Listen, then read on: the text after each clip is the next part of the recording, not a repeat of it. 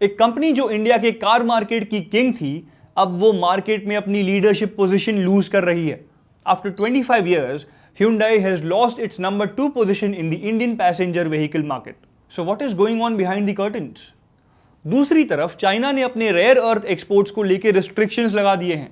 अब इंडिया के लिए ये एक टफ डिसीजन है, या तो चाइना के टर्म्स एक्सेप्ट करे या फिर अपने क्रिटिकल मैग्नेट्स का एक्सेस खो दें।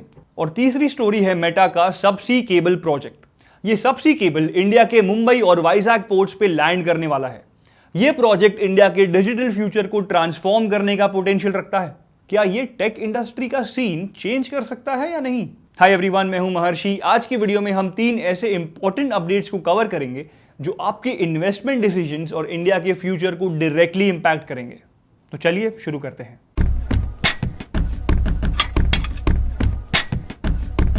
Hyundai का मार्केट शेयर गिर रहा है और महिंद्रा और टाटा उसकी पोजीशन ले रहे हैं। पैसेंजर व्हीकल मार्केट में Hyundai का शेयर अब 14% से नीचे है कंपेयर टू 17.5% इन FY20, जो कि 10 साल का लोवेस्ट लेवल है।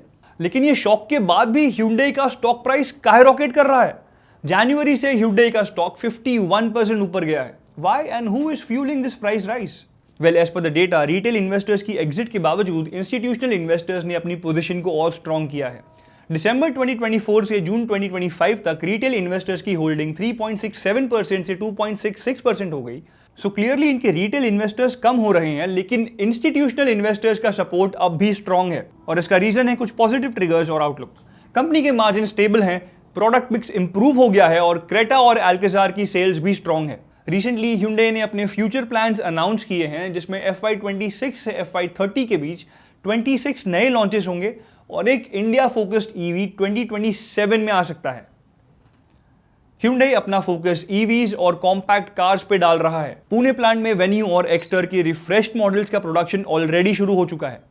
अब इंडिया में ईवीज का मार्केट तो स्लो है, पर Hyundai का India focused electrical vehicle future growth के लिए एक इंपॉर्टेंट मूव हो सकता है। इसीलिए मार्केट शेयर लॉस के बावजूद फ्यूचर प्लान्स अच्छे हैं, बट फ्यूचर की स्ट्रैटेजी सक्सेसफुल होगी या नहीं, ये तो टाइम ही बताएगा। अब दूसरी स्टोरी सिर्फ इकोनॉमिक ही नहीं बल्कि जियोपॉलिटिक्स के एंगल को भी डीपली लिंक करती है। चाइना ने अपने रेयर अर्थ एक्सपोर्ट्स को टाइटन कर दिया है और अब इंडिया को एक बड़ा डिसीजन लेना पड़ेगा। तो क्या हम चाइना के टर्म्स एक्सेप्ट करें या अपनी इंडिपेंडेंट सप्लाई चेन को बिल्ड करें? सबसे पहले ये रेयर अर्थ एलिमेंट्स क्या होते हैं? वेल, इन एलिमेंट्स को EVs, military radars, aircraft engine से लेके हर इलेक्ट्रॉनिक प्रोडक्ट में यूज किया जाता है और चाइना के पास इसका 90% ग्लोबल सप्लाई है। अब चाइना ने अपने एक्सपोर्ट कंट्रोल्स को टाइटन कर दिया है, जिसमें इंडिया को गारंटी देने को कहा जा रहा है कि जो रेयर अर्थ मैग्नेट्स इंडिया को सप्लाई किए जाएंगे उन्हें यूएस को री एक्सपोर्ट नहीं किया जा सकता। मतलब चाइना चाहता है कि जो मैग्नेट्स इंडिया को दिए जाएंगे वो लोकल यूज के लिए ही हो, ना कि यूएस के लिए। ये इंडिया के लिए काफी क्रूशियल है। इंडिया अपनी ईवी इंडस्ट्री और इलेक्ट्रॉनिक्स मैन्युफैक्चरिंग को ग्रो करने के लिए रेयर अर्थ पे डिपेंड करता है। तो अगर चाइना से ये गारंटी लेने को कहा गया है तो इंडिया का फ्यूचर सप्लाई चेन चाइना के टर्म्स पे डिपेंड करेगा। अगर चाइना अपनी डोमिनेंस को लेवरेज कर रहा है तो इंडिया को भी अपनी एनर्जी और टेक्नोलॉजिकल इंडिपेंडेंस को ध्यान में रखते हुए डिसीजंस लेने पड़ेंगे। चाइना के पास स्केल और आईपी है जो इंडिया के पास अभी नहीं है।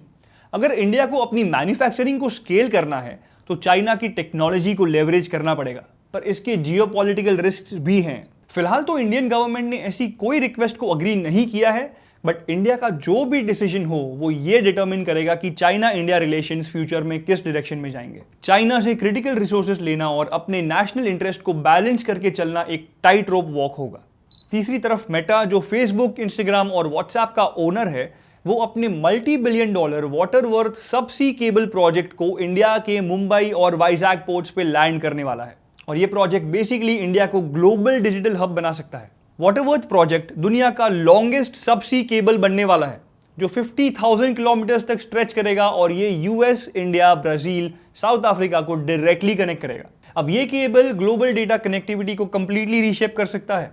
मेटा ने सीफी टेक्नोलॉजीज को अपना लैंडिंग पार्टनर बनाया है, जिसमें 5 मिलियन रुपीस का कॉन्ट्रैक्ट साइन किया गया है। अब ये प्रोजेक्ट इंडिया के डेटा इंफ्रास्ट्रक्चर को नेक्स्ट लेवल पे ले जाने का पोटेंशियल रखता है। एज पर दी एक्सपर्ट्स, केबल्स तो सिर्फ शुरुआत है, लेकिन इससे मेटा इंडिया में नेक्स्ट 5 to 10 ईयर्स में अराउंड $10 बिलियन इन्वेस्ट कर सकता है। $2 बिलियन केबल्स में और $2 बिलियन इक्विपमेंट्स में तो होंगे ही, बट उसके बाद massive $6 billion AI data centre build करने में या लीज करने में लग सकते हैं। इनफैक्ट गूगल भी अपने सबसी केबल प्रोजेक्ट के लिए सिफी के साथ काम कर रहा है।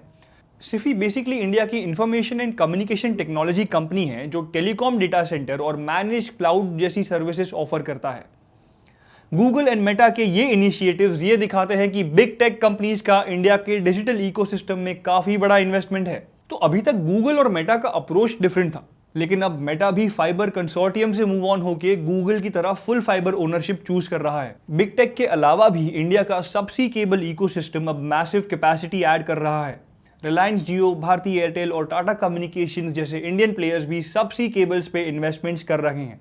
लेकिन मेटा और गूगल का इन्वेस्टमेंट डेटा सेंटर बूम को एक्सेलरेट कर रहा है। ट्राई के हिसाब से global submarine communication cable market लगभग 7.2% से ग्रो होकर 2028 तक $40 बिलियन का हो सकता है। और इस मार्केट का सिग्निफिकेंट शेयर अगर इंडिया में आता है तो ये इंडिया को एआई, क्लाउड कंप्यूटिंग और बिग डेटा के एज में ग्लोबल डिजिटल लीडर बनाने में हेल्प कर सकता है। Well, that's it for today then. आज के वीडियो में हमने 3 इंपॉर्टेंट टॉपिक्स कवर किए जो इंडिया के फ्यूचर को शेप कर रहे हैं। एक तरफ Hyundai का मार्केट शेयर लूज हो रहा है, लेकिन स्ट्रॉन्ग प्लान्स एंड आउटलुक के चलते उनका स्टॉक प्राइस स्काई रॉकेट हो रहा है। दूसरी के चाइना के rare earth exports controls tighten हो गए हैं, जिसने इंडिया को डिलेमा में डाल दिया है। और लास्टली मेटा के सबसी केबल प्रोजेक्ट इंडिया के डिजिटल फ्यूचर को कंप्लीटली ट्रांसफॉर्म कर सकता है। ये अपडेट्स डायरेक्टली आपके पोर्टफोलियो को इंपैक्ट करते हैं। So what do you think about these stories? Let us know in the comments below, and if you like this video, subscribe to Upstocks. Investment in securities market are subject to market risks. Read all the related documents carefully before investing.